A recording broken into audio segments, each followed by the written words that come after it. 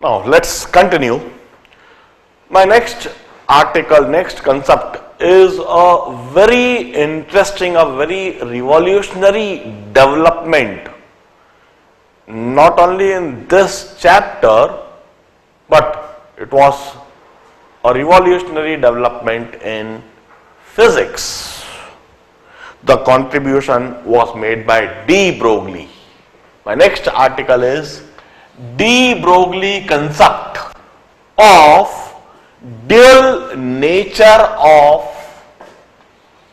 matter. De Broglie concept.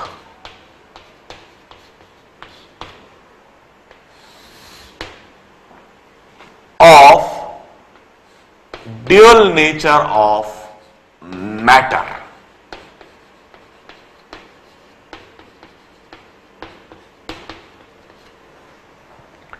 देखिए, in fact situation कुछ ऐसी थी.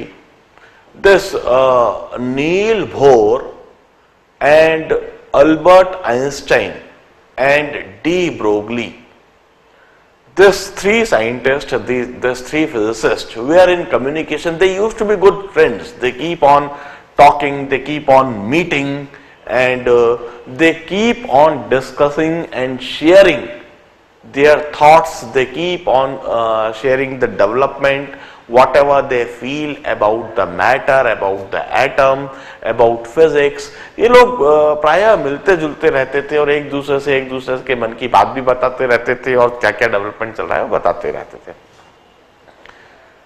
Now, de Broglie, one of these three person, इसके दिमाग में सबसे पहली बार, in fact he was thinking about electromagnetic wave. सबसे पहले तो वह इलेक्ट्रोमैग्नेटिक वेव के बारे में सोच रहा था.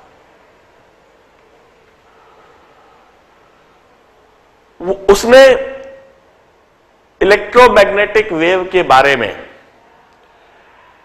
प्लैंक्स कंसेप्ट सुन रखा था, समझ रखा था, और वह कंसेप्ट क्या था? For electromagnetic wave, Planck had suggested that electromagnetic rays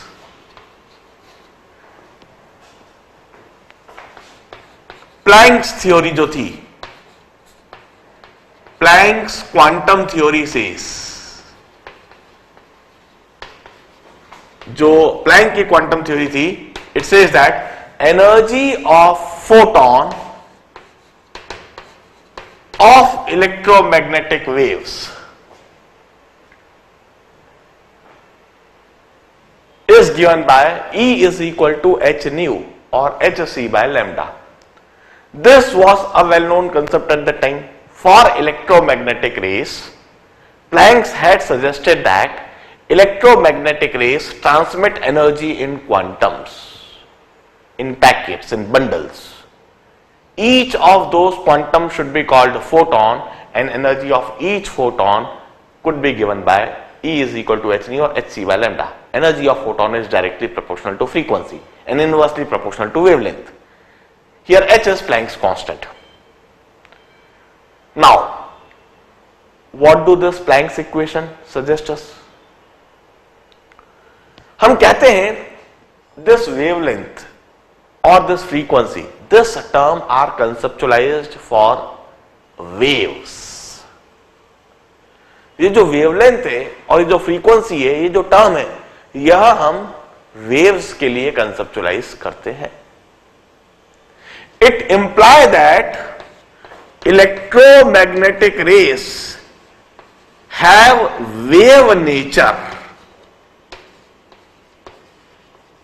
इसका मतलब होता है electromagnetic wave have got wave nature. इसका मतलब है इलेक्ट्रोमैग्नेटिक रेस वेव फॉर्म में एनर्जी ट्रांसमिट करती है. इलेक्ट्रोमैग्नेटिक रेस वेव फॉर्म में एनर्जी ट्रांसमिट करती है.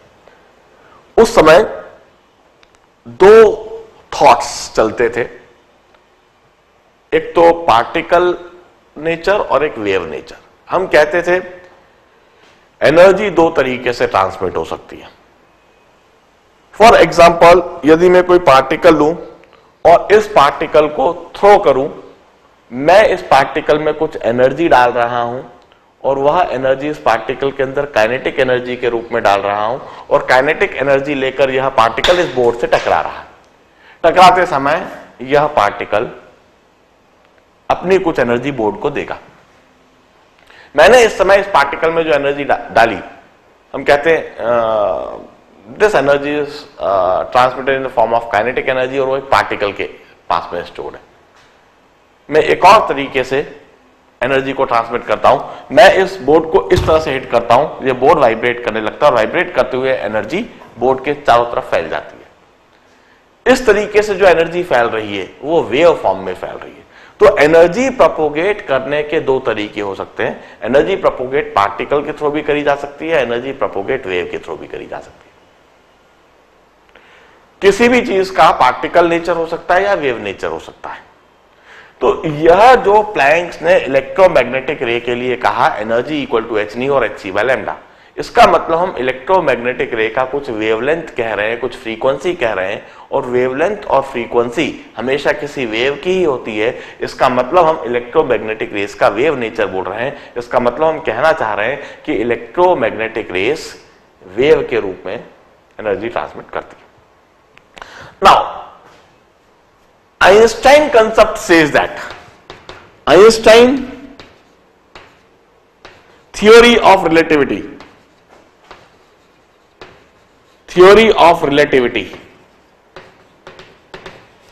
says that energy of electromagnetic ray can be given by mc square. This is for electromagnetic ray and all particles.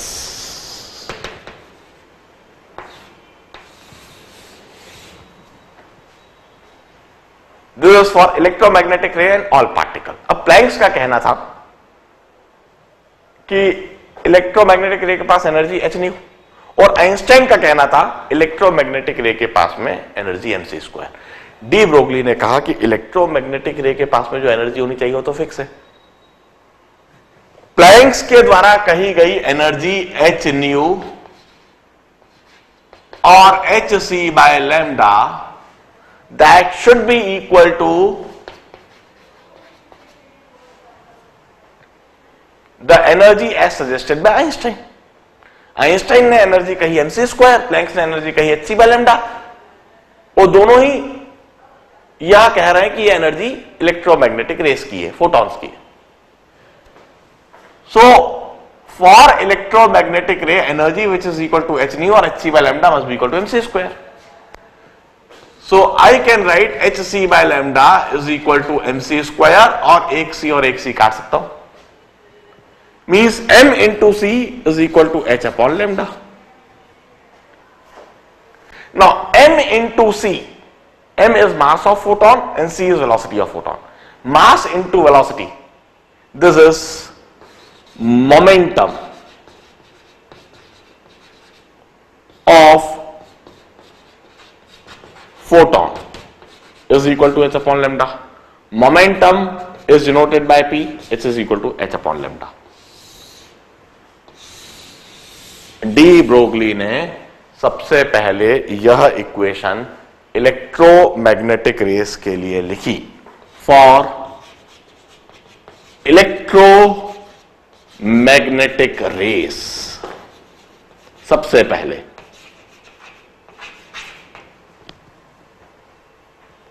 अब यह बात लिखने के बाद उसने क्या कहा? उसने कहा इलेक्ट्रोमैग्नेटिक रेस के लिए हम कह रहे हैं momentum is equal to H upon lambda. Momentum means mass into velocity. Mass हमेशा किसी पार्टिकल का होता है, मास इनटू वेलोसिटी। मोमेंटम हमेशा किसी पार्टिकल का होता है। हम इलेक्ट्रोमैग्नेटिक रेस के लिए जब मोमेंटम शब्द कहते हैं, इसका मतलब हम इलेक्ट्रोमैग्नेटिक रेस का पार्टिकल नेचर बोल रहे हैं। मोमेंटम इज conceptualized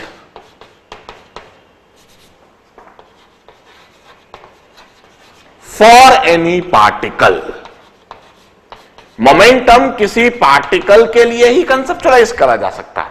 तो जब हम इलेक्ट्रोमैग्नेटिक रेस का मोमेंटम कहते हैं, इसका मतलब हम इलेक्ट्रोमैग्नेटिक रेस के लिए पार्टिकल नेचर बोलना चाह रहे हैं, पार्टिकल नेचर उसका बताना चाह रहे हैं. और जब हम कहते हैं P equal to H upon lambda, और लैम्डा हम कहते हैं वेवलेंथ ऑफ इलेक्ट्रोमैग्नेटिक रे, तो वेवलेंथ तो किसी वेव की होती है. जब हम वेवलेंथ ऑफ इलेक्ट्रोमैग्नेटिक रे कह रहे हैं, इसका मतलब we are describing here the electromagnetic ray have got wave nature. तो इस इक्वेशन में तो हम वही इलेक्ट्रोमैग्नेटिक रे के लिए पार्टिकल नेचर भी कह रहे हैं और वेव नेचर भी कह रहे हैं, और उस पार्टिकल नेचर और वेव नेचर को रिलेट कर रहे हैं.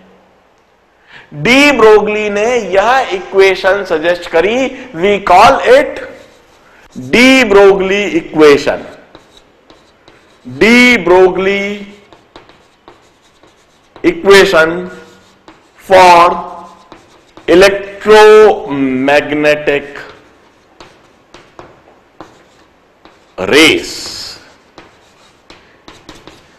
and this equation suggests us the dual nature of electromagnetic rays.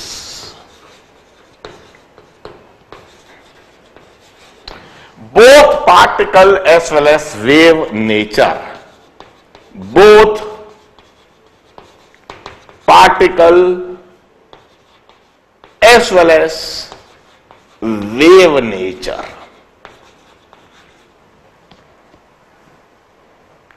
this was the equation suggested by D. Broglie for electromagnetic wave. किस तरीके से रिवॉल्यूशनरी में बड़े बताता हूं, बड़े ध्यान से सुनना. उस समय डिबेट्स इस बात पर चल रही थी कि लाइट रेस का एग्जैक्टली नेचर कैसा होता है, इलेक्ट्रोमैग्नेटिक रेस का एग्जैक्टली नेचर कैसा होता है. जो सन से आने वाली रेस है, जो सन से आने वाली जो एनर्जी है, वो किस रूप में ट्रेवल कर रही है, सन से अर्थ तक क्या ट्रेवल कर रहा है, क्या हम लोग रिसीव कर रहे हैं, क्यों हमें गर्मी का एहसास होता है, किस तरीके से हम यह एनर्जी रिसीव करते हैं. कुछ लोगों का कहना था कि सन पार्टिकल्स एमिट करता है और वो पार्टिकल्स सन से अर्थ तक ट्रेवल करते हैं, हम उन पार्टिकल्स को रिसीव करते हैं और पार्टिकल्स के रूप में हम एनर्जी रिसीव करते हैं. हम इसे कहते हैं particle nature. Newton particle nature ही मानता था. न्यूटन ने कार्पस्कुलर थ्योरी दी थी. न्यूटन की उस कार्पस्कुलर थ्योरी में न्यूटन ने कहा था light rays consist of particles called कार्पुसेल्स.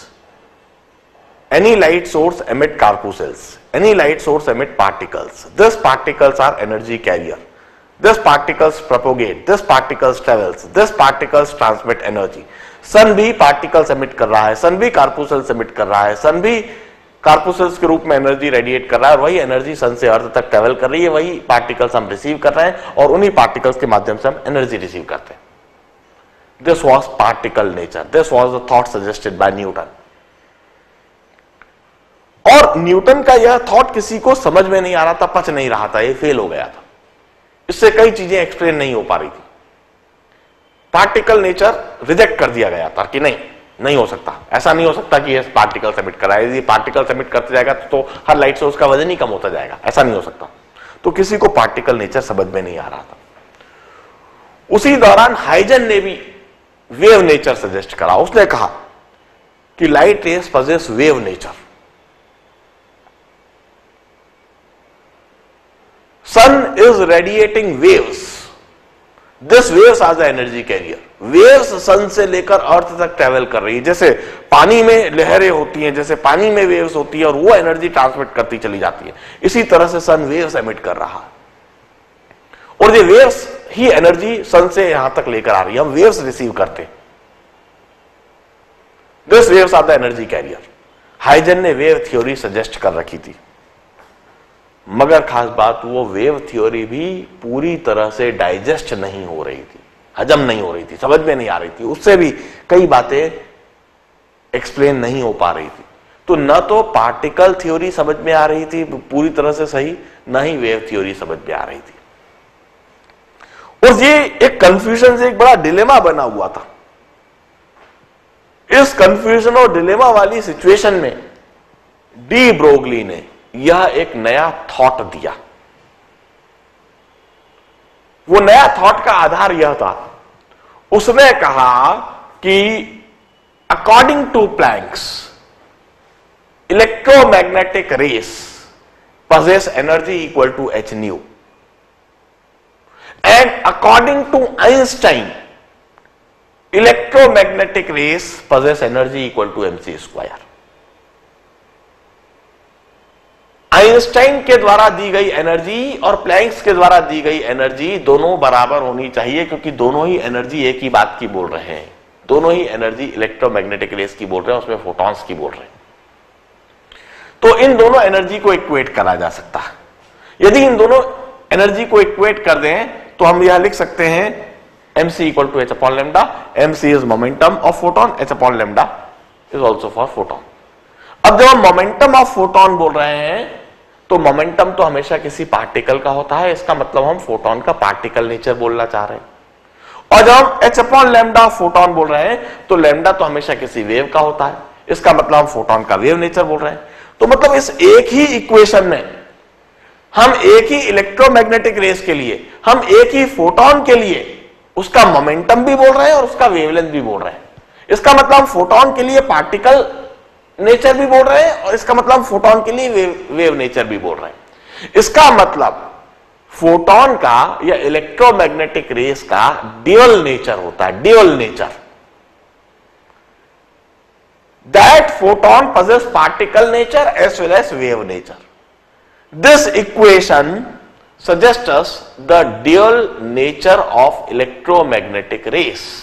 This equation suggests us the dual nature of photon. यह उसके पार्टिकल नेचर को और वेव नेचर को रिलेट कर देता है। जब डी ब्रोगली ने यह सारी बात सोची, समझी, इसे लिखी, उसने डी ब्रोगली इक्वेशन लिख दी। This de Broglie equation for electromagnetic rays और dual nature of electromagnetic rays. उसने इस इक्वेशन को आइंस्टाइन को बताया। जैसा मैंने बताया कि आइंस्टाइन और de Broglie they were close to each other, they keep on talking to each other, और जो भी कुछ डेवलपमेंट करते थे, जो भी कुछ डेवलपमेंट सोचते थे, वो एक दूसरे को बताते थे। डी ब्रोगली ने भी अपने इस डेवलपमेंट को आइंस्टाइन के साथ में शेयर करा और अपनी इस इक्वेशन को बताया। आइंस्टाइन कुछ समय तक बड़े ध्यान से सोचता रहा, चुप रहा, शायद कुछ समय तक कुछ बोला ही नहीं होगा। और कुछ समय तक सोचने के बाद उसने डी ब्रोगली से कहा, गुड, वेरी गुड, ये आप जो इक्वेशन लिखकर लेकर आए, it's great equation. In fact Einstein ने कहा कि यह जो इक्वेशन आपने सिर्फ इलेक्ट्रोमैग्नेटिक रेस के लिए लिखी है, generalise this equation, generalise this equation for the whole universe, generalise this equation for all the particle, generalise this equation for the matter. अभी तक डी ब्रोगली क्या बोल रहा था? डी ब्रोगली इस इक्वेशन को सिर्फ इलेक्ट्रोमैग्नेटिक रेस के लिए लिखा था। इलेक्ट्रोमैग्नेटिक रेस मैंने बताई है, इलेक्ट्रोमैग्नेटिक रेस होती है सिर्फ cosmic rays, gamma rays, X rays, ultraviolet rays, visible rays, infrared rays, microwaves, radio waves, this are electromagnetic rays. De Broglie ने सबसे पहले इस इक्वेशन को सिर्फ इलेक्ट्रोमैग्नेटिक रेस के लिए लिखा था। हमने कहा कैथोड रेस इलेक्ट्रोमैग्नेटिक रेस नहीं है, अल्फा रेस इलेक्ट्रोमैग्नेटिक रेस नहीं है। मैं कोई इलेक्ट्रोमैग्नेटिक रेस नहीं हूं, आप कोई इलेक्ट्रोमैग्नेटिक रेस नहीं हो। दौड़ती हुई कार, चलती हुई कार कोई इलेक्ट्रोमैग्नेटिक रेस नहीं है। सन कोई इलेक्ट्रोमैग्नेटिक रेस नहीं है, मून कोई इलेक्ट्रोमैग्नेटिक रेस नहीं है। They are particles, they are bodies, they are matter. De Broglie ने इनिशियली इस इक्वेशन को सिर्फ और सिर्फ इलेक्ट्रोमैग्नेटिक रेस के लिए कहा था, मगर आइंस्टाइन ने कुछ समय तक देखकर, कुछ समय तक सोचकर डी ब्रोगली को कहा कि यह बेहतरीन इक्वेशन है, इसको सिर्फ आप इलेक्ट्रोमैग्नेटिक रेस के लिए मत कहो, इस इक्वेशन को तो आप पूरे मैटर के लिए, पूरे यूनिवर्स के लिए, सभी पार्टिकल के लिए लिख दो। इस इक्वेशन को आप अर्थ के लिए भी लिख दो, इस इक्वेशन को आप सन के लिए भी लिख दो, इस इक्वेशन को आप मून के लिए भी लिख दो, इस इक्वेशन को आप एक हाई स्पीड से चलती हुई कार के लिए लिख दो, इस इक्वेशन को आप अपने लिए लिख दो, मेरे लिए लिख दो, इस इक्वेशन को आप अल्फा पार्टिकल के लिए लिख दो, इस इक्वेशन को आप इलेक्ट्रॉन के लिए लिख दो, आप इस इक्वेशन को कैथोड रेस के लिए लिख दो, आप पूरे मैटर के लिए, पूरे यूनिवर्स के लिए इस इक्वेशन को लिख दो। और उसने कहा कि आप तो ड्यूअल नेचर ऑफ मैटर कहो। ड्यूअल नेचर ऑफ मैटर में आप क्या कहो कि momentum is h upon lambda, mv is equal to h upon lambda. आप इस तरीके से इस इक्वेशन को लिख दो। Now this equation is termed as de Broglie equation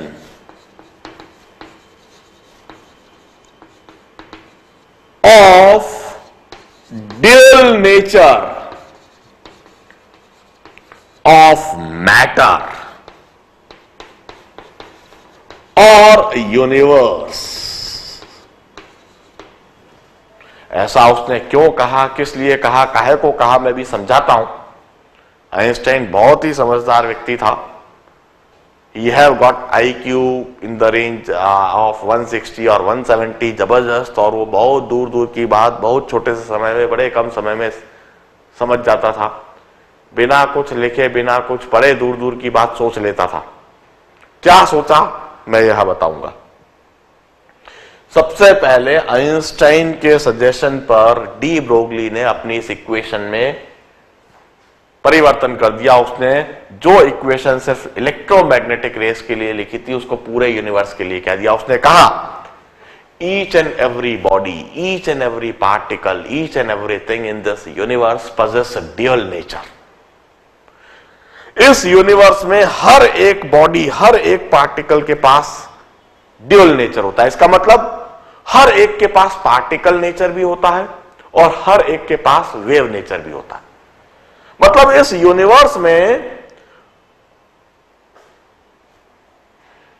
car के पास अर्थ, सन, मून, इन सब का मास और मोमेंटम तो होता ही है, इसके साथ में इन सब का वेव नेचर भी होता है। हर इलेक्ट्रोमैग्नेटिक रेस के पास वेव नेचर तो होता ही है, पार्टिकल नेचर भी होता है। It's a dual nature of universe. Her body के लिए, हर सिस्टम के लिए आप मोमेंटम लिख सकते हो, मास इनटू वेलोसिटी लिख सकते हो। हर बॉडी के लिए, हर सिस्टम के लिए आप वेवलेंथ लिख सकते हो। और मोमेंटम जब आप लिखते हो तो आप उसका पार्टिकल नेचर बताते हो, और वेवलेंथ जब आप लिखते हो तो उसका वेव नेचर बताते हो। और ये जो पार्टिकल नेचर है और जो वेव नेचर है, इसे रिलेट करा जा सकता है और इसके बीच में रिलेशनशिप यह लिखी जा सकती है, momentum equal to h upon lambda, mv equal to h upon lambda. This equation is termed as de Broglie equation of dual nature of matter or dual nature of universe. This equation was suggested by de Broglie with the help of Einstein. Einstein के suggestion पर, Einstein के कहने पर D Broglie ने यह equation पूरे universe के लिए लिख दी थी। ध्यान रहे, प्लैंक्स की क्वांटम थ्योरी, प्लैंक्स इक्वेशन सिर्फ और सिर्फ इलेक्ट्रोमैग्नेटिक रेस के लिए है, जबकि आइंस्टाइन की theory of relativity equal to mc square, ये वंस अगेन पूरे यूनिवर्स के लिए है। और डी ब्रोगली की यह इक्वेशन भी पूरे यूनिवर्स के लिए, पूरे सभी मैटर्स के लिए। अब इस इक्वेशन को लिखने के बाद और इस इक्वेशन में ड्यूअल नेचर ऑफ यूनिवर्स बताने के बाद सबसे इंटरेस्टिंग बात जो हमें जाननी और समझनी है वो यह कि आखिर आइंस्टाइन ने क्या सोचा था, क्या सोचकर आइंस्टाइन ने डी ब्रोगली को यह सजेस्ट करा कि आप अपनी इस इक्वेशन को पूरे यूनिवर्स के लिए जनरलाइज कर दो। इनिशियली तो डी ब्रोगली अपनी इस इक्वेशन को सिर्फ इलेक्ट्रोमैग्नेटिक रेस के लिए सोचकर और लिखकर लेकर आया था। ये जो सारी बात डी ब्रोगली ने इनिशियली सोची थी सिर्फ लाइट रेस के लिए, अल्ट्रावायलेट रेस के लिए, इंफ्रारेड रेस के लिए, गामा रेस के लिए, एक्स रेस के लिए सोचकर लिखी थी। उसने यह बात कोई इलेक्ट्रॉन के लिए नहीं सोची थी, कोई कैथोड रेस के लिए नहीं सोची थी, कोई अल्फा रेस के लिए नहीं सोची थी, अर्थ या मून या सन के लिए नहीं सोची थी। जब वह इस इक्वेशन को लेकर आया, लिख कर लेकर आया और आइंस्टाइन के साथ में उसने डिस्कस करा। ये बात ध्यान रखें, हमेशा दोस्तों के साथ में डिस्कशन से आपने जो कुछ सीखा वो जब आप दोस्त के साथ में डिस्कस करते हैं तो ऐसा कभी मत सोचो कि आपका नॉलेज बढ़ रहा है या आपका नॉलेज कम हो रहा है या वो उसका नॉलेज बढ़ रहा है, वो आपसे कंपटीशन कर रहा है। ऐसा सोचने वाले कभी सक्सेसफुल नहीं होते। सक्सेसफुल हमेशा वह लोग होते हैं जो जितना अधिक से अधिक अपने नॉलेज का प्रचार प्रसार करते। उन्हीं लोगों में शायद ये आइंस्टाइन, डी ब्रोगली और नील बोर रहे होंगे, तभी इनका नाम आज भी हम जानते हैं, क्योंकि ये लोग जो पढ़ते थे, सीखते थे, समझते थे, उनको सभी के साथ शेयर करते थे और उन सभी से उनके विचार भी लेते थे और उनके विचारों को भी एडप्ट करते जाते थे। और जब उनके विचारों को एडप्ट करते जाते थे तो थ्योरी और कंसेप्ट इतना बड़ा बन जाता था। De Broglie was offered with Nobel prize for this contribution. De Broglie को अपने इस कॉन्ट्रीब्यूशन के लिए नोबेल प्राइज दिया गया था। तो वो इतना अधिक इस चीजों को ऊंचा उठा देते। हम एक बात बता दें, जो नील बोर ने जो Lyman series, Brackett series, Paschen series, P fund series, ये जो नाम दिए, ये नाम उसने अपने स्टूडेंट्स के नाम पर दिए थे। डी ब्रोगली अकेला काम को नहीं कर रहा था। डी ब्रोगली तो प्रोफेसर हुआ करता था और उसके अंडर में स्टूडेंट हुआ करते थे।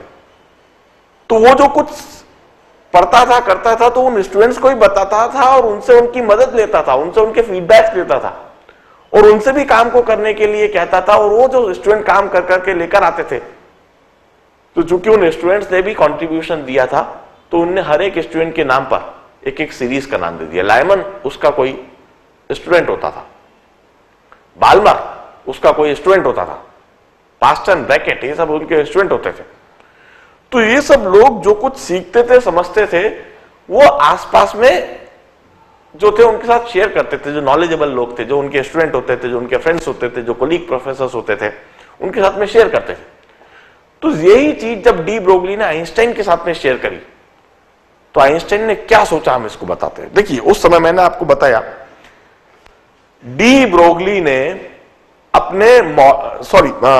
नील बोर ने अपने मॉडल ऑफ एटम को डेवलप करते समय बोर क्वांटाइजेशन लिखा था, ऑब्जर्व करा था, that MVR equal to NH/2π। ये डी ब्रोगली ने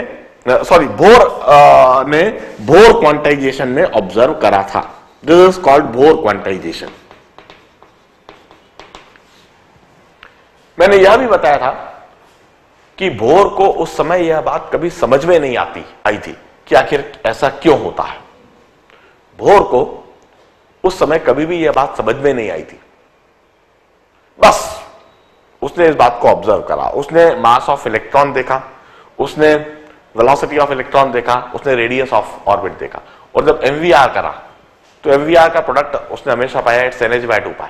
फर्स्ट ऑर्बिट में n की वैल्यू 1, सेकेंड ऑर्बिट में n की वैल्यू 2, थर्ड ऑर्बिट में n की वैल्यू 3 एंड सो ऑन। मगर ऐसा क्यों होता है, काहे को होता है, किस तरह से होता है, ये उसे कभी समझ में नहीं आया था। और उसने अपनी इस बात को आइंस्टाइन को बता रखा था। आइंस्टाइन को यह बात पता थी कि नील बोर ने जो बोर मॉडल दिया है, उस बोर मॉडल में MVR इक्वल टू NH/2π होता है। ये तो पक्का है, पुख्ता है। मगर ऐसा क्यों होता है, ये वो नहीं बता पाया है, उसको नहीं समझ में आया है। और वो मुझसे इस बात को पूछ भी रहा था, कर भी रहा था, वो मुझसे डिस्कस कर रहा था कि इसको कैसे समझाया जाए, कोई तरीका बताओ। मुझे जब सवाल नील बोर ने आइंस्टाइन से पूछा था तो आइंस्टाइन के दिमाग में यह सवाल था और जिस पर वो लंबे समय से सोच भी रहा होगा। और दूसरा एक मौका ऐसा पड़ा जब डी ब्रोगली ने आकर उसके साथ में यह शेयर करा कि इलेक्ट्रोमैग्नेटिक रेस का ड्यूअल नेचर होता है। तो आइंस्टाइन ने इन दोनों बातों को रिलेट करा। उसने क्या कहा कि ये जो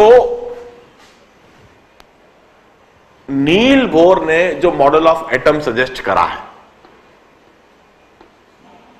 जिसमें न्यूक्लियई है और उस न्यूक्लियई के अंदर सारे प्रोटॉन्स है, उसके पास पॉजिटिव चार्ज है और इलेक्ट्रॉन इसके चारों तरफ घूम रहा है एक फिक्स ऑर्बिट में, एक फिक्स रेडियई में।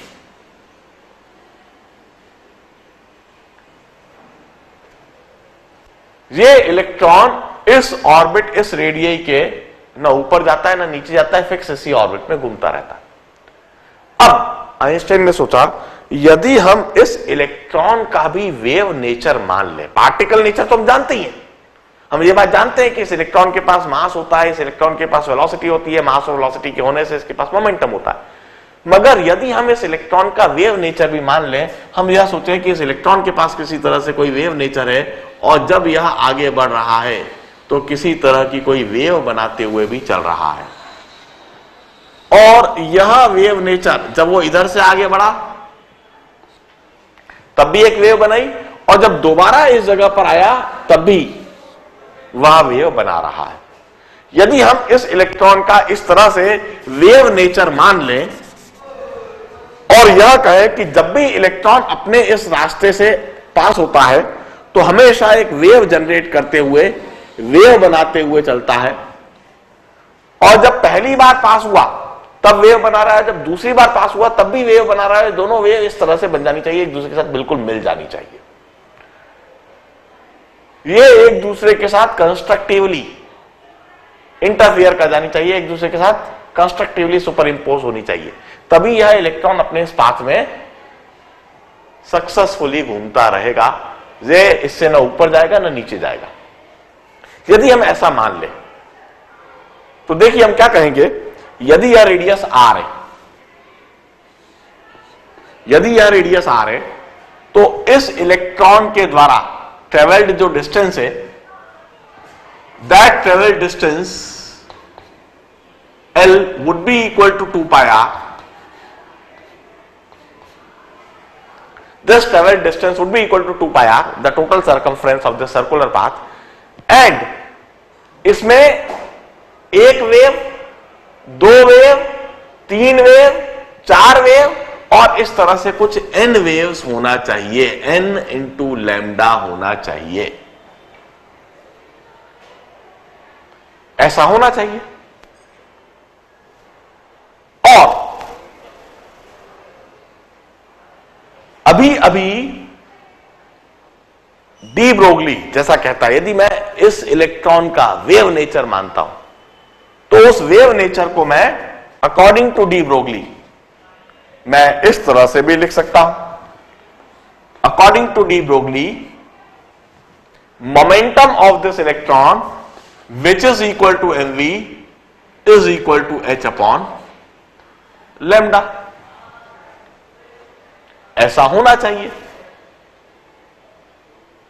और यदि मैं इस इलेक्ट्रॉन का इस तरह से मैंने वेव नेचर माना और पार्टिकल नेचर, दोनों नेचर माना, तो डी ब्रोगली इक्वेशन मैंने इसके लिए लिखी और यह बात लिखी कि total length is equal to 2 pi R N lambda, क्योंकि एन वेव्स होंगी। और फिर इस वेवलेंथ की वैल्यू को मैं इधर सब्स्टिट्यूट भी कर सकता हूं और यदि इस वेवलेंथ की वैल्यू को मैंने इधर सब्स्टिट्यूट कर दिया, इधर से मुझे बिल्कुल साफ दिख रहा है wavelength is equal to 2 pi R upon N, या फिर मैं इधर से वेवलेंथ की वैल्यू ऊपर सब्स्टिट्यूट कर दूं, wavelength is equal to h upon mv, और इस h अपॉन mv को मैं इधर सब्स्टिट्यूट कर देता हूं, 2 pi r is equal to n into h upon mv, मैं ऐसे सब्स्टिट्यूट कर सकता हूं।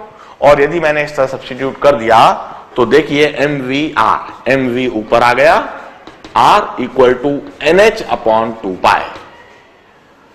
और इस तरीके से वह चीज प्रूव हो गई जिसे नील बोर समझ नहीं पाया था। इस तरीके से वह चीज प्रूव हो गई जो नील बोर नहीं समझ पाया था। नील बोर ने इस बात को ऑब्जर्व तो करा था, मगर वो इसको समझा नहीं पाया था। वो बार बार पूछा था कि आखिर ऐसा क्यों होता है, ये मुझे समझ में नहीं आ रहा।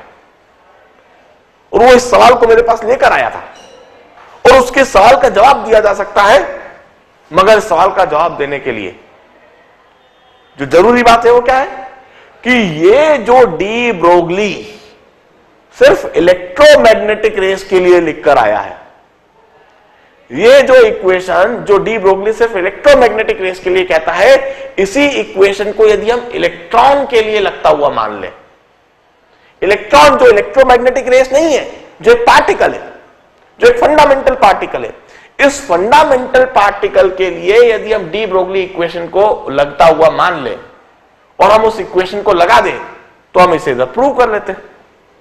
तो वो चीज प्रूव हो जाती है जो नील बोर ने नहीं प्रूव कर पाया, क्योंकि ये इक्वेशन तो परफेक्टली सही है और इस इक्वेशन को हम इस तरह से प्रूव कर पा रहे हैं।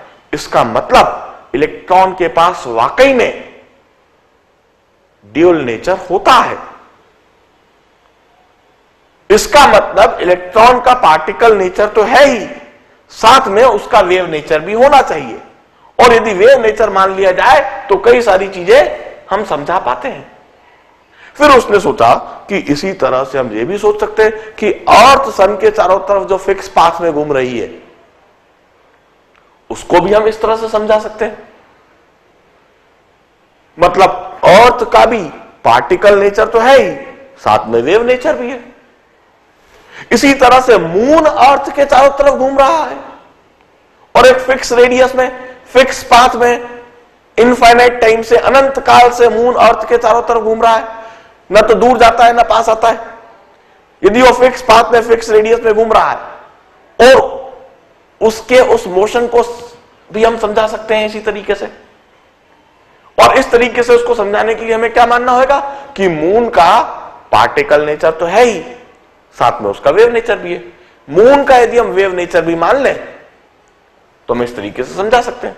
इस तरह तो सारे प्लैनेट्स सन के चारों तरफ घूम रहे हैं और एक फिक्स रेडियस और फिक्स पाथ में घूम रहे हैं। सारे प्लैनेट का फिक्स रेडियस और फिक्स पाथ को यदि हम समझाने की कोशिश करें तो उसको समझाने के लिए हमें उनका पार्टिकल नेचर तो होता ही है।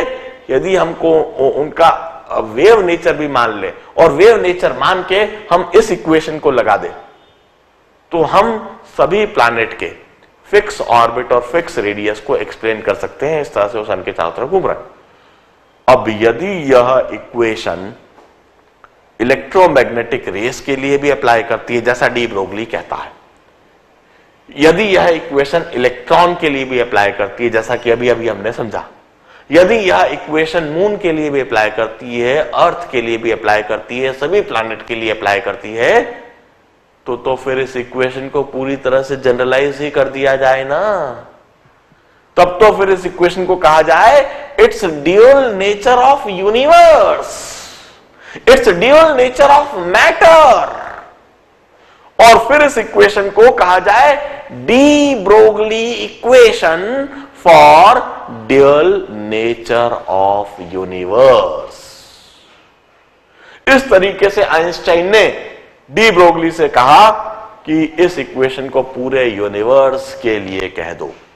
और यह जो इक्वेशन है, अब हम कहते हैं each and every body, each and every particle, each and every system in this universe possess dual nature. जहां आपको वेव दिख रही है वहां पार्टिकल नेचर भी है, और जहां आपको पार्टिकल्स दिख रहे हैं वहां वेव नेचर भी है। मैं जब इधर से उधर मूव कर रहा हूं तो पार्टिकल तो है ही, साथ में मैं एक वेव फॉर्म बनाते हुए मूव कर रहा हूं, मैं एक वेव जनरेट कर रहा हूं, मेरा वेव नेचर भी है। And my particle nature and wave nature can always be related by this equation mv equal to h upon lambda. And for this contribution, for this task, D. Broglie was awarded with Nobel Prize. और यह काम करने के लिए उसने अपने दोस्तों का सहारा लिया। इधर एक बात पे जरूर इस लेक्चर में कंक्लूड करना चाहूंगा, सिलेक्ट होने के लिए दोस्तों का सहारा जरूर लिया जा सकता है।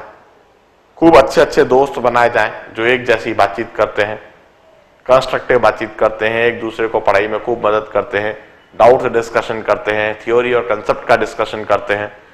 कंस्ट्रक्टिव फ्रेंडशिप के साथ में एक बड़ा अच्छा ग्रुप बनाओगे और आपस में दोस्तों के साथ शेयर करोगे तो अपना नॉलेज भी बढ़ेगा, नंबर ऑफ प्रॉब्लम जो सॉल्व कर पाते हो वो भी बढ़ेंगे, नंबर ऑफ डाउट्स भी कम होंगे और सिलेक्शन की प्रोबेबिलिटी, सिलेक्शन के चांसेस जरूर बढ़ेंगे। I am talking about probability and the chance. My next article is related to the same concept, probability, chance and uncertainties. अगला जो मेरा कंसेप्ट है बड़ा ही इंटरेस्टिंग कंसेप्ट है, यहां तक नोट कर लो and then wait for 2 to 5 minutes।